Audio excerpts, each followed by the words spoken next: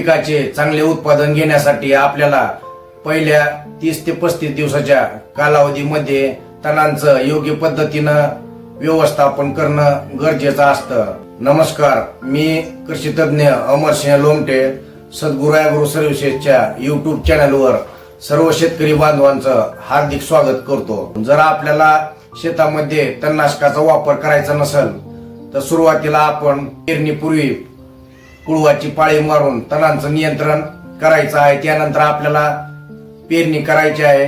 पेरणी केल्यानंतर 15व्या 16व्या दिवशी आपण सायकलच्या कोळप्यानं तणांचं नियंत्रण करू शकतो। त्याच पद्धतीनं आपल्या उडीद पिकाला 22 ते 26 दिवसाच्या दरम्यान आपण ओळपणी, वखरणी, डवरणी करून देखील तणांचं योग्य प्रकारे नियंत्रण करू शकतो। व्हिडिओ आवडला असेल तर व्हिडिओला लाईक करा। त्याच पद्धतीनं विविध पिकांची टोकन पद्धतीनं लागवड करून विक्रमी उत्पादन घेण्यासंबंधीचे व्हिडिओ पाहण्यासाठी चॅनलला सबस्क्राईब करा। लवकरच भेटूया पुढच्या व्हिडिओ सोबत।